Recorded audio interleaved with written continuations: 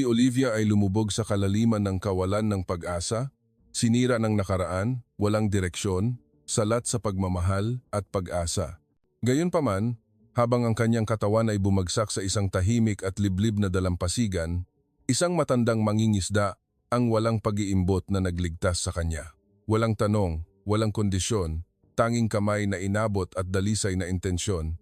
Sino ang mag-aakala na mula sa sandaling iyon, magbabago ang kapalaran? Ngunit ano nga ba ang nagtulak sa Frances na babaeng ito na nais tapusin ang kanyang buhay at ano ang ginawa ng Pilipinas upang manatili siya?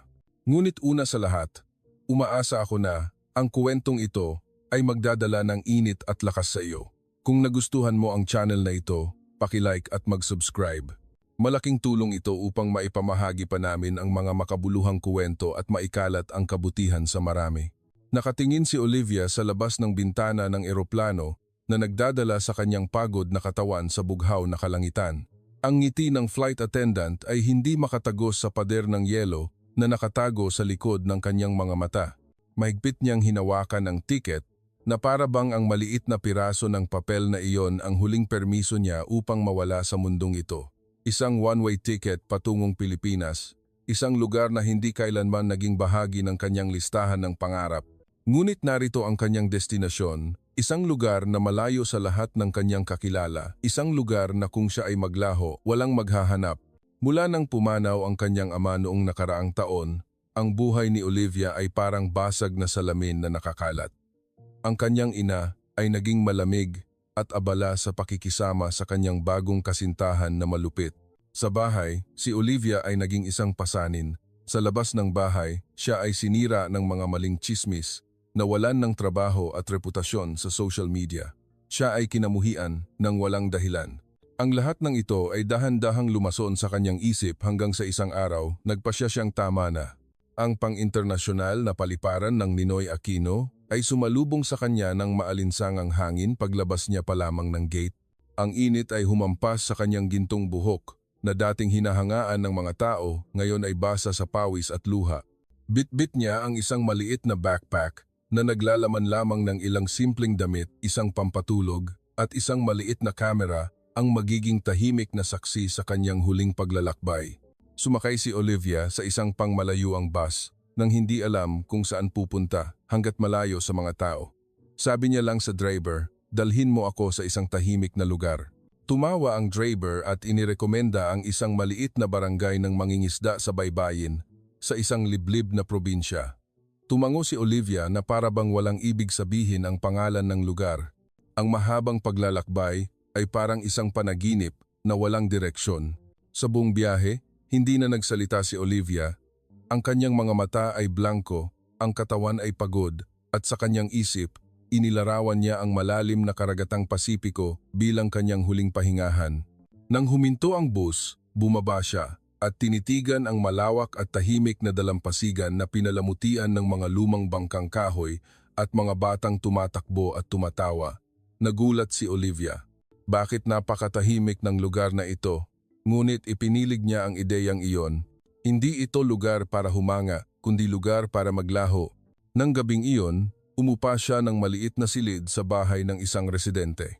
Ang dingding ay gawa sa tabla. Ang kama ay matigas, ngunit wala siyang pakialam. Gusto lang niyang ipikit ang kanyang mga mata. Hindi siya kumain, uminom o naligo. Naupo lang siya sa isang sulok, nakatitig sa mga tableta na maayos na nakasalansan sa lamesa. Kinaumagahan, naglakad siya patungo sa dalampasigan. Ang tunog ng mga alon na humahampas sa bato ay malakas. Ang kalangitan ay maliwanag na parang nang iinis sa kadiliman sa kanyang puso. Matagal na tinitigan ni Olivia ang tubig. At pagkatapos ay dahan-dahang lumakad patungo sa dagat. Mahigpit na nakakuyom ang kanyang kanang kamay sa bote ng gamot. Ngunit sa sandaling iyon, umugoy ang kanyang katawan. Hindi niya alam kung dahil sa gutom, kakulangan ng tubig, o ang di mapigilang pag-iyak sa loob. Bumagsak siya sa buhangin. Ang mundo ay nagsimulang umikot, bago tuluyang dumilim. Sa sandaling iyon, nakita ng isang matandang mangingisda mula sa malayo ang isang kakaibang figura na nakahiga sa dalampasigan parang sirang manika. Tumakbo siya, puno ng pag-aalala ang mukha. Yumuko ang mangingisda, upang tingnan ang pulso ng dayuhang babae. Mahina ang kanyang paghinga, maputla ang kanyang balat. Agad niyang tinawag ang kanyang anak upang tumulong. Wala silang masyadong tanong. Binuhat lang nila ang katawan ni Olivia patungo sa kanilang simpleng bahay kubo na nakatayo sa gitna ng mga puno ng niyog. Nang gabing iyon, hindi natapos ang buhay ni Olivia. Hindi niya alam na ang pagbagsak na iyon ay simula ng isang bagay na hindi niya kailanman naisip. Kinabukasan, nang idilat niya ang kanyang mga mata, isang ibang mundo ang naghihintay sa kanya. Ang sikat ng araw sa umaga ay sumisilip sa puwang ng dingding na gawa sa tabla ng bahay. Ang tunog ng mga manok na tumilaok, ang pag-ubo ng matanda at ang mahinang hampas ng alon ay nagpadilat kay Olivia. Nakasalalay siya sa isang banig na kawayan, may manipis na kumot. Malabo ang kanyang paningin, ngunit ang tunog ng isang taong nagluluto sa kalan ay nagpabaling sa kanyang tainga. Sinubukan ni Olivia na bumangon, ngunit mabigat ang kanyang ulo at mahina ang katawan. Nang siya ay umupo, lumitaw ang matanda sa pintuan ng kusina. Ang kanyang balat ay kulay tan sa araw. Ang kanyang mga mata ay maamo, ngunit puno ng mga tanong. Naglagay ang lalaki ng lugaw sa tabi ni Olivia. Mahina siyang nagsalita. Sa isang malalim at mahabaging boses, "Kumain ka muna. Hinimatay ka sa dalampasigan kagabi." Hindi lubos na naintindihan ni Olivia ang Tagalog. Ngunit ang tono ay sapat na upang magbigay ng senyales sa kanya. Tinitigan niya ang lugaw, pagkatapos ay ang matanda. Parang naglalaro muli sa kanya ang mundo. Pumunta siya rito upang mamatay, ngunit iniligtas siya ng isang estranghero na hindi niya man lang makaintindi. "Sino ka?" Mahinang tanong ni Olivia. Tumawa lamang ang lalaki. Itinuro niya ang kanyang sarili at sinabing, "Maning? Lolo Maning?" Dahan-dahang tumango si Olivia. Kinuha ang kutsara at nagsimulang sumipsip ng lugaw. Ang lasa ay matabang, ngunit ang init sa mangkok ay pumasok sa kanyang nanlalamig na katawan. Pagkatapos kumain, tahimik na naupo si Olivia, yakap ang mga tuhod at nakatingin sa labas ng bintana. Si Lolo Maning ay umupo lang sa isang sulok ng bahay at nagkukumpuni ng lambat. Dahan-dahang lumipas ang araw. Naupo lang si Olivia. Pinagmamasdan ang buhay na hindi niya nakasanayan. Ang mga bata ay naglalaro ng saranggola, ang mga babae ay nagbibilad ng daing, isang lumang radyo ang tumutugtog ng paulit-ulit na lumang kundiman. Ang mundong ito ay naramdaman na ibang-iba sa malamig at puno ng pressure na Pransya. Kinagabihan, isang maliit na babae ang masayang tumakbo sa bahay. Ang bata ay may maikling itim na buhok, malusog na balat, at isang hindi mapigilang ngiti. May dala siyang isang bag ng mangga at iniabot ito mismo kay Olivia para sa ate dayuhan. Ngumiti siya. Nalito si Olivia. Tumawa muli ang bata at umupo sa tabi niya nang walang takot. Ipinakilala niya ang sarili. "Ako si Maya, Nene Maya." Ngumiti si Olivia. Ito ang unang ngiti na lumabas sa loob ng maraming buwan. "Olivia," sabi niya habang tinuturo ang kanyang dibdib. "Olivia," ulit ni Nene Maya sa boses bata. Mahinang tumawa si Olivia. Tiningnan lang ni Lolo Maning mula sa malayo, walang sinabi, ngunit sa loob niya, alam niyang ang babaeng ito ay hindi lamang isang naligaw na turista. Sa likod ng mga blankong asul na mata na iyon, may malaking sakit na nakatago. Nang dumating ang gabi, sinindihan ni Lolo Maning ang lampara. Naglagay siya ng isang basong tubig at malinis na damit sa tabi ng higaan ni Olivia. Hindi na niya kailangang magsalita. Ang kanyang mga aksyon ay sapat na upang ipaliwanag ang lahat. Sa labas, nagsimulang tumunog ang mga kuliglig. Ang hangin mula sa dagat ay dumaan sa mga puwang ng tabla, nagdadala ng tahimik na alat. Humiga si Olivia sa manipis na banig, nakatingin sa magaspang na kisame na kahoy. Tahimik na tumulo ang luha hindi dahil sa kalungkutan, kundi dahil sa unang pagkakataon, pagkatapos ng mahabang panahon, naramdaman niyang hindi siya nag-iisa. Tahimik siyang nagtanong sa sarili, "Maari bang ito ang aking katapusan?" Ang sumunod na mga araw ay lumipas na parang isang banayad na simoy ng hangin. Nang hindi niya namamalayan, 3 araw na siyang naninirahan sa bahay ni Lolo Maning. Kakaunti pa rin siyang magsalita, ngunit ang kanyang katawan ay nagsisimulang bumawi at ang kanyang isip ay dahan-dahang bumubukas. Sa umaga, naupo siya sa beranda, nakatingin sa dagat at sa mga seagull na lumilipad sa ibabaw ng maliliit na bangka. Araw-araw, tatakbo si Nene Maya patungo sa kanya sa masiglang maliliit na hakbang, minsan ay may dalang prutas, minsan ay kakanin, o simpleng nagkukuwento sa Tagalog na hindi pa lubos na naiintindihan ni Olivia. Ngunit ang katapatan ni Nene Maya ay hindi nagmula sa mga salita, kundi sa kanyang mainit na pagkilos. Hinila ni Nene Maya ang kamay ni Olivia, inanyayahan siyang maglaro sa dalampasigan. Sa una, tumanggi si Olivia, ngunit ang mga matang nagmamakaawa ng bata ay nagpalambot sa kanyang puso. Sinundan niya ang maliliit na yapak ni Nene Maya sa buhangin, sa tabi ng mga puno ng niyog hanggang sa marating nila ang gilid ng dagat. Naghihintay na ang ibang mga bata. Tumawa sila, naglaro ng lumang bola, naghahabulan, naglolokohan. Nang makita si Olivia, nagkaroon ng kaunting pag-aatubili. Ngunit sumigaw si Nene Maya, "Si Olivia, kaibigan ko." Agad na namulaklak ang kanilang mga ngiti. Isang maliit na lalaki ang gumuguhit sa buhangin. Naupo si Olivia sa tabi niya. Ang bata ay gumuhit ng isang maliit na bahay, isang malaking araw, at isang ibon na lumilipad. Tumawa si Olivia at nagdagdag ng larawan ng dagat at isang bangka. Nagtawanan silang lahat. Nang hapong iyon, may nagbago sa puso ni Olivia. Naramdaman niyang buhay siya hindi dahil sa isang marangyang lugar o dahil gumaling na siya, kundi dahil sa unang pagkakataon.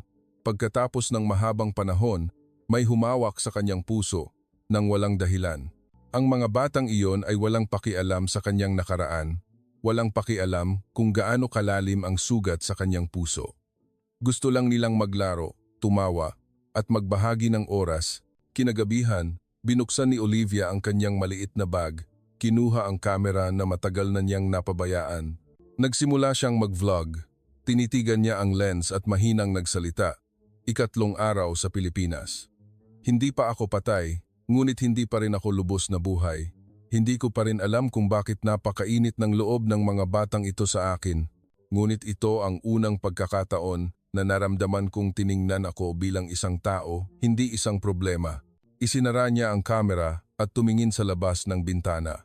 Si Lolo Maning ay nakaupo sa kahoy na silya, nakatingin sa kalangitan na puno ng bituin. Natutulog si Nene Maya sa kanyang kandungan, nakahilig ang ulo, regular ang paghinga. Pinanood sila ni Olivia mula sa likod ng dingding ng pag-iisa. Ang kanyang damdamin ay nagsimulang gumuho. Bumalik siya sa silid, tiningnan ang sarili sa maliit na salamin. Ang kanyang mukha ay maputla pa rin, ang kanyang mga mata ay namamaga pa rin, ngunit may isang maliit na ngiti sa gilid ng kanyang labi, halos hindi nakikita. Ngunit sa araw na iyon, isinulat ni Olivia sa kanyang journal, "Hindi pa ako iniligtas ng Pilipinas, ngunit baka ibig sabihin nito, ayaw ko nang umalis." Nang umagang iyon, magiliw na bumati ang araw. Si Olivia ay nakaupo sa gilid ng bahay ni Lolo Maning, nakatingin sa kumikinang na abot tanaw. Ang simoy ng dagat ay humaplos sa kanyang gintong buhok na nagsisimula ng gumulo. Sa kanyang kamay, ang maliit na kamera ang tanging bagay mula sa kanyang nakaraan na hindi siya ginugulo ng sinuman. Binuksan niya ang kamera, tinitigan ang lens ng matagal at nagsimulang mag-record. Ikalimang araw. Hindi ko alam kung ia-upload ko ito, ngunit gusto kong magsalita sa sinumang handang makinig. Ang tunog ng mga alon ay kasabay ng kanyang mga salita. Huminga siya ng malalim. Ang aking ama ay nagbigti sa atik nang ako ay 17.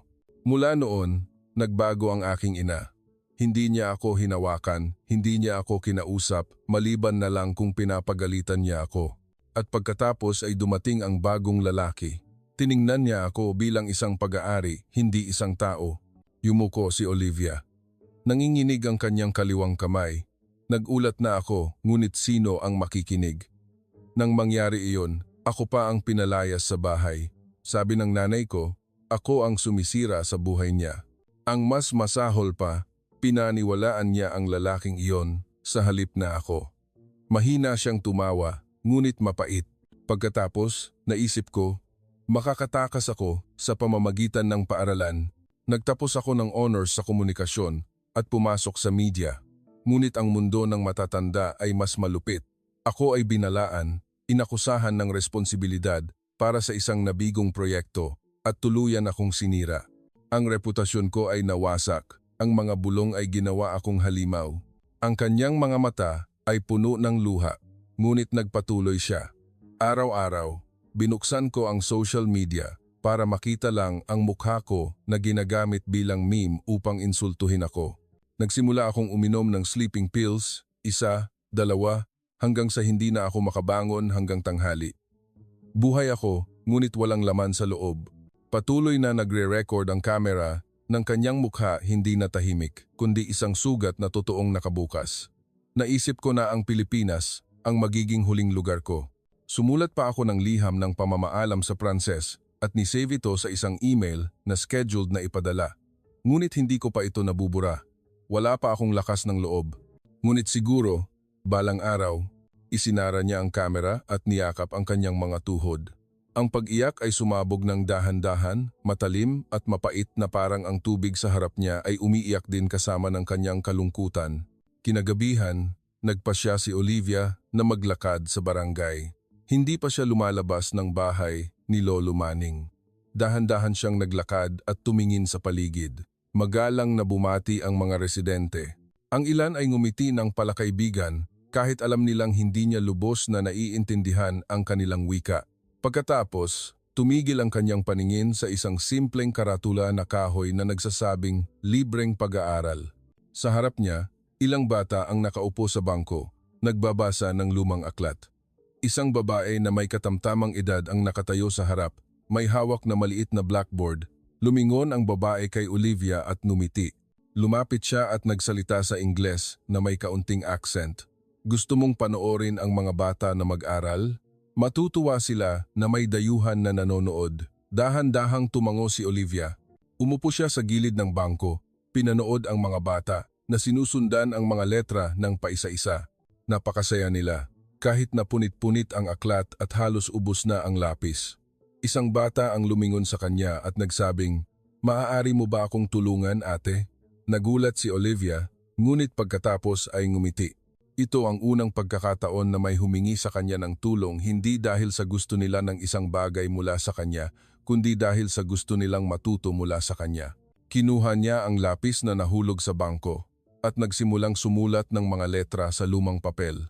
Nang araw na iyon, hindi umiyak si Olivia. Nang araw na iyon, nagsimula siyang maalala kung sino siya. Nang umagang iyon, ang hangin sa barangay ay nanatiling mainit, puno ng hamog.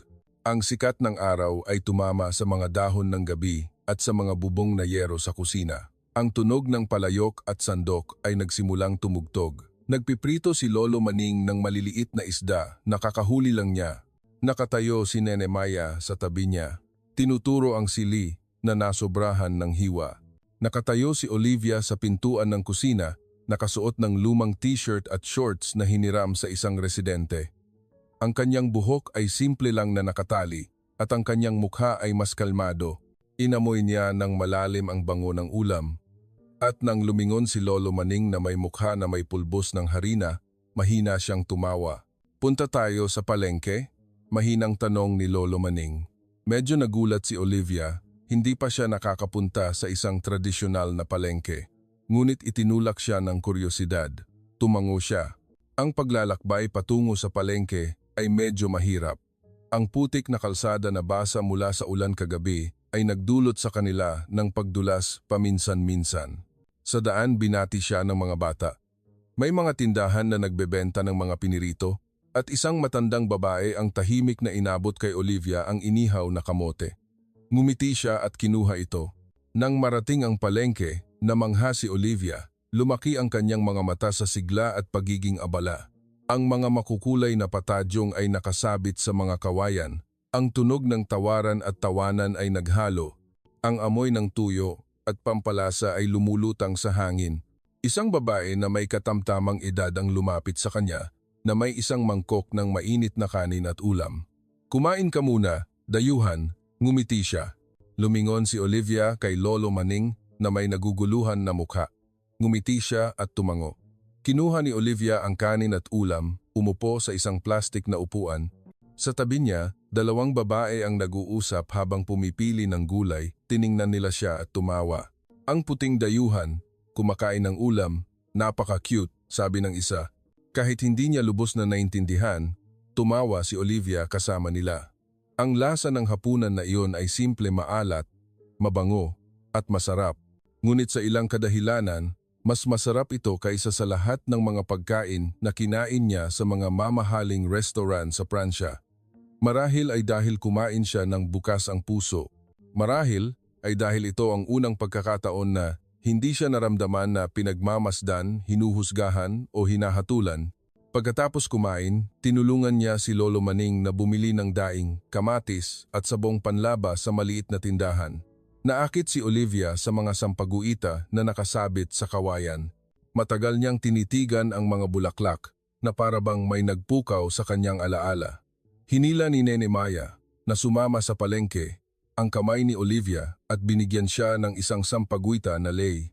Para maganda ang bahay mo, ate, sabi ni Nene Maya habang inilalagay ito sa buhok ni Olivia. Halos tumulo ang luha, ngunit pinigilan ito ni Olivia. Ayaw niyang umiyak ngayon.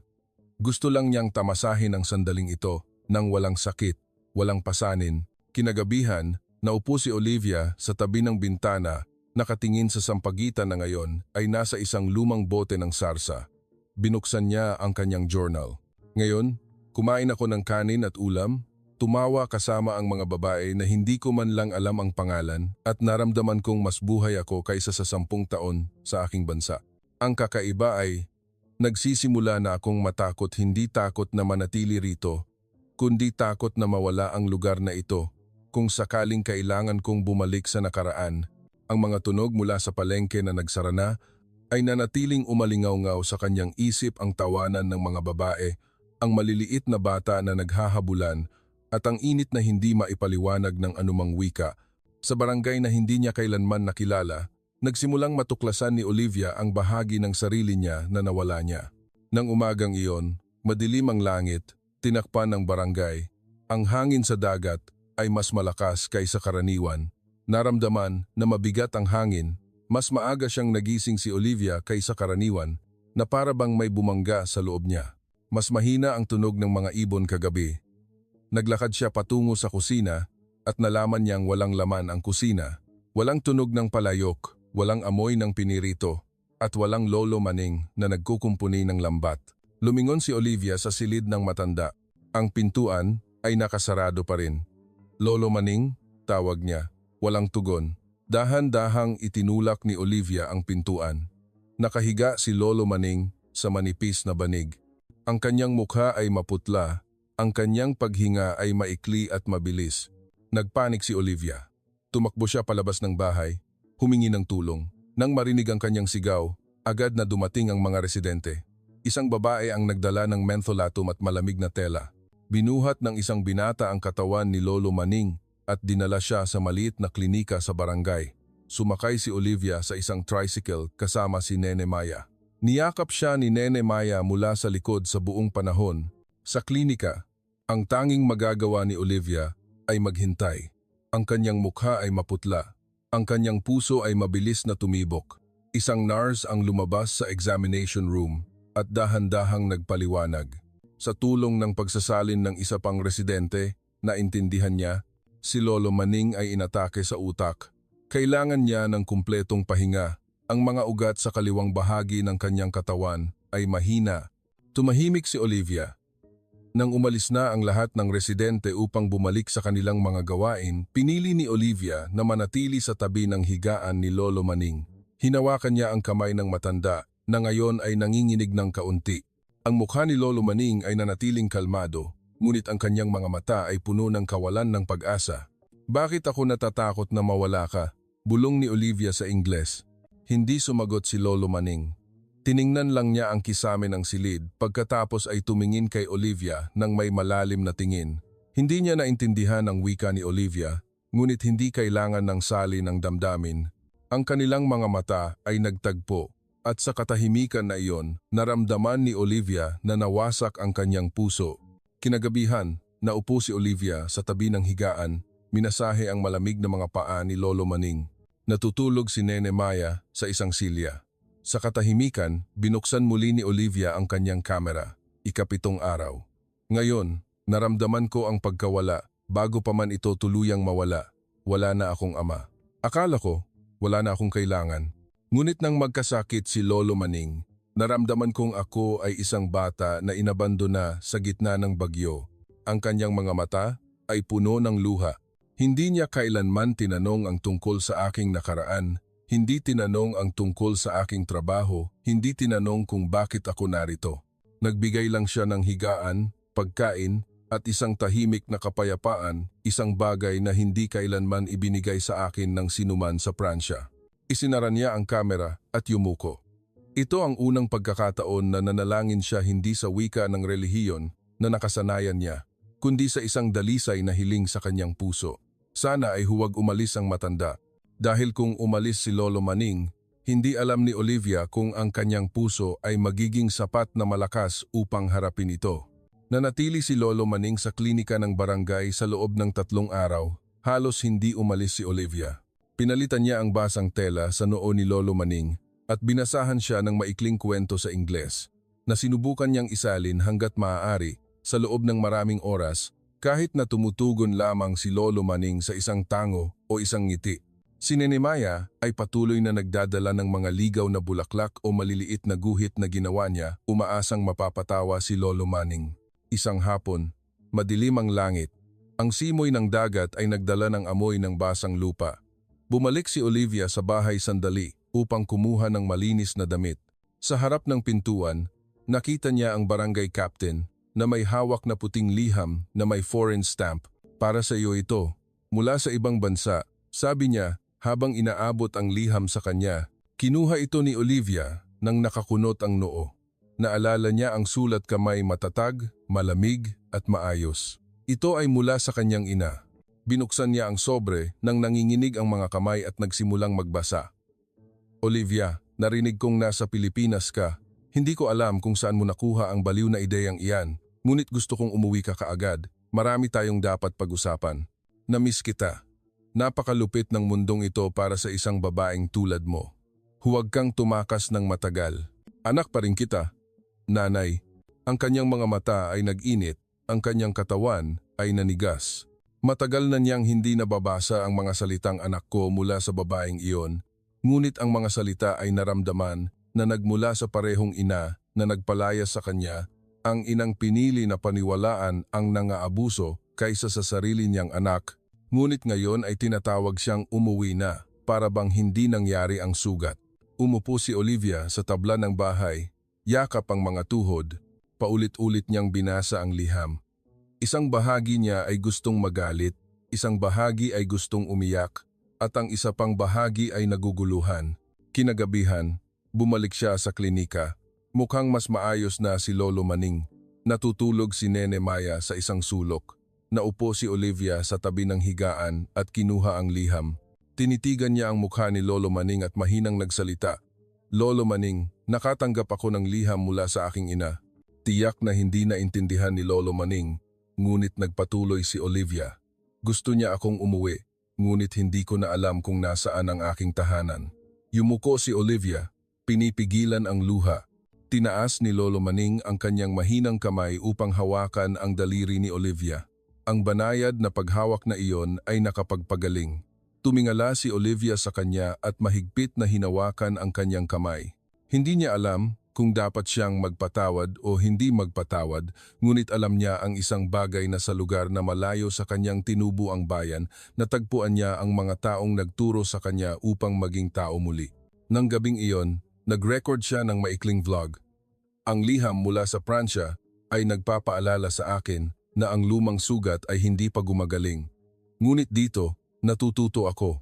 Natututo na ang tahanan ay hindi isang gusali na maaaring ilipat. Hindi ito ang taong nagbigay sa atin ng kapanganakan. Ang tahanan ay kung saan tayo nauunawaan ng hindi na kailangang ipaliwanag ang ating mga sugat. Isinara niya ang kamera, tinitigan ang madilim na kalangitan ng probinsya na puno ng bituin. Ito ang unang pagkakataon na naramdaman ni Olivia na mayroon siyang pagpipilian. Ang mga araw sa barangay ay dahan-dahang lumipas at makabuluhan. Nagsimulang gumaling si Lolo Maning, kahit na mahina pa rin ang kanyang paglalakad at kailangan ng tulong. Matiyagang inalagaan siya ni Olivia, tinulungan siyang magsanay sa pagtayo, naghanda ng pagkain, At minsan ay binasahan siya ng mga kuwento sa Ingles na sinubukan niyang isalin hanggat maaari. Nagsimulang makilala si Olivia ng mga residente hindi na lang ang dayuhan na natagpuan sa dalampasigan, kundi isang bahagi nila. Madalas siyang sumasama sa palengke, tumutulong sa mga babae na magbalat ng mais at tumatawa kahit na hindi niya naiintindihan ang lahat ng salita. Isang hapon, dumating ang lokal na guro sa elementarya sa bahay. Siya si Guro Carla, isang babae na may salamin, isang kalmadong ngiti at mga mata na puno ng kuryosidad. Narinig naming nagsasalita ka ng Ingles, sabi niya sa medyo mahusay na Ingles. Gusto ng mga bata sa paaralan na matuto. Kakaunti ang aming mapagkukunan, ngunit baka gusto mong tumulong? Tumahimik si Olivia. Tiningnan niya si Guro Carla, pagkatapos ay tumingin kay Nene Maya na nagdodrawing sa isang sulok. Susubukan ko, mahinang sagot niya. Kinabukasan, Lunes, nakatayo si Olivia sa harap ng maliit na silid-aralan sa dulo ng barangay. Mainit ang silid. Ang mga bintana ay natatakpan lamang ng manipis na kurtina. Ang blackboard ay kumupas, ngunit ang mga bata ay masiglang nakaupo, ang kanilang mga mata ay kumikinang. Si Nene Maya ay nakaupo sa harap na hanay, nakangiti ng puno ng pag-asa. Isinulat ni Olivia ang letrang A sa blackboard at binigkas ito. A. Sumunod ang mga bata. Ang ilan ay tumawa dahil sa nakakatawang pagbigkas, ngunit hindi ito nagpahina ng kanilang loob. Gusto nilang matuto, at naramdaman ni Olivia na ito ang dapat niyang ginagawa sa mahabang panahon. Araw-araw, ang klase na iyon ay naging isang gawain. Tuwing hapon, dumarating ang mga bata na may lumang aklat, sirang lapis, at isang sigasig na hindi kailanman nawawala. Nagsimulang maalala ni Olivia ang kanilang mga pangalan, isa-isa si Pido na mahilig magtanong, si Inday na takot magsalita, at si Pracy na laging huli, ngunit mabilis na nakakaintindi. Sa bahay, nagsimulang magdagdag si Olivia ng mga bagong salita sa kanyang journal. Ang pagtuturo ay hindi tungkol sa kaalaman. Ito ay tungkol sa pagsasama-sama. Hindi sila perpekto, ngunit tinatanggap nila ako kung sino ako. At nagsisimula akong tanggapin ang aking sarili. Si Lolo Maning ay nauupo na ngayon sa kahoy na silya tuwing hapon at tumatango ng may kasiyahan nang makita ang mga bata na tumatawa at lumalabas sa maliit na bahay. Isang gabi, habang nakaupo si Olivia sa ilalim ng kalangitan na puno ng bituin, naupo si Nene Maya sa tabi niya. Ate Olivia, mahina niyang sabi, kung aalis ka, malulungkot ako. Lumingon si Olivia sa mga inosenteng mata na iyon. Hindi ko pa alam kung saan ako pupunta, Nene Maya. Yumuko si Nene Maya. Kung babalik ka sa ibang bansa, huwag mong kalimutan ang barangay na ito. Bumuntong hininga si Olivia. Ang labas ng mundo ay pinunit siya, ngunit ang maliit na barangay na ito, kahit nasalat sa yaman, ay tinahi ang kanyang puso pabalik. Tumingala siya sa kalangitan at bumulong sa sarili, baka ito ang lugar na nakatakda para sa akin. Nang umagang iyon, maliwanag ang langit. Tahimik ang dagat. Ang simoy ng hangin ay nagdala ng isang tahimik na alat. Sa beranda ng bahay kahoy, magkasamang nakaupo si Olivia at Lolo Maning. Sinubuan niya siya ng lugaw at minsan ay tumawa siya nang makita si Nene Maya na sumasayaw sa paligid nila. Ang maliit na babae ay sumasayaw na parang isang propesyonal kahit na natatapilok ang kanyang mga paa paminsan-minsan. Ngayon, magre-record si Olivia ng isang vlog na iba hindi lang para sa sarili niya, kundi para sa sinumang maaaring nakatayo sa isang bangin na tulad niya sa nakaraan. Inilagay niya ang kamera sa kahoy na lamesa, binuksan ito, at umupo, 10 araw. Akala ko, ang video na ito ang magiging huli kong record, isang tahimik na patunay na umiral ako. Ngunit, narito pa rin ako. Tinitigan niya ang lens ng malalim. Pumunta ako sa Pilipinas na may layunin na tapusin ang lahat. Ngunit iniligtas ako ng lugar na ito hindi sa pamamagitan ng teknolohiya, hindi sa pamamagitan ng advanced na therapy, kundi sa pamamagitan ng mga taong tumingin sa aking mga mata, hindi ang mga pagkakamaling ginawa ko, at mga taong pumayag na manatili ako sa tabi nila. Ang tunog ng alon ay kasabay ng kanyang mga salita. Si Lolo Maning, ang mga bata na tumatawag sa akin na Ate Olivia, ang mga residente na ngumiti sa akin ng walang dahilan. Hindi nila alam kung sino ako, ngunit hinawakan nila ang aking kaluluwa sa pinakasimpleng paraan. Ang kanyang mga mata ay nagbasa. Natatakot pa rin ako, ngunit ngayon may mas malakas kaysa sa aking takot. Gusto kong mabuhay. Bumuntong hininga siya ng matagal. Oo, gusto kong mabuhay. Na-record ng kamera ang katahimikan na iyon. Ang hangin ay humaplos sa kanyang buhok. Pagkatapos, may isang mahinang katok sa pintuan. Nagdala ng balita siguro, Carla. Olivia, ang iyong vlog ay marami nang nakapanood sa internet. Maraming tao ang sumulat ng email sa paaralan sa barangay. Sila ay nabigyan ng inspirasyon. Sabi nila, iniligtas mo sila. Tumahimik si Olivia. Tiningnan niya ang screen ng kamera, hindi nangangahas na maniwala. Nagpatuloy siguro, Carla. Kahit ang isang banyagang grupo ay gustong tumulong na magtayo ng isang maliit na aklatan dito. Sabi nila, dahil sa iyo. Ang damdamin sa dibdib ni Olivia ay bumaha hindi dahil sa kasikatan, kundi dahil sa matagal na sakit na nagtulak sa kanya upang maglaho ay nagpapagaling na ngayon sa iba. Kinagabihan, nagtipon ang mga residente sa maliit na barangay hall. Nagdaos sila ng isang simpleng handaan, hindi para sa isang malaking pagdiriwang, kundi para magpasalamat kay Olivia. Nagdala ang mga babae ng kanilang mga sikat na pagkain. Kumanta ang mga bata ng simpleng mga kanta sa Ingles na itinuro ni Olivia sa kanila. Sa gitna ng mga tao, tumayo si Lolo Manning gamit ang tungkod at nagsalita sa isang mahinang ngunit matatag na boses. Hindi ka na dayuhan, Olivia. Pamilya ka na namin. Isang katahimikan ang bumalot sa kapaligiran. Ipinikit ni Olivia ang kanyang mga mata. Ang kanyang luha ay lumabas hindi dahil sa kalungkutan, kundi dahil sa unang pagkakataon, naramdaman niyang talagang umuwi na siya. Dahan-dahang sumikat ang araw mula sa likod ng maliit na burol sa silangan ng barangay. Ang kalangitan ay naging kulay kahel at ginto. Nagpapaliwanag sa mga bubong ng bahay kahoy at sa mga bangkang pangisda na tahimik na nakadaong sa pier. Nakasuot ng patadyong na koton na ibinigay ng mga residente, nakatayo si Olivia sa gilid ng dagat, nakatingin sa karagatan na minsan ay halos naging kanyang libingan. Ngunit ngayon, ang tubig na iyon ay saksi sa pagbabago ng kanyang buhay. Sa kanyang kamay, mayroon siyang liham na tugon sa kanyang ina. Pagkatapos ng linggo ng pag-aatubili, sa wakas ay isinulat niya ito hindi ng may galit, kundi ng may kapayapaan.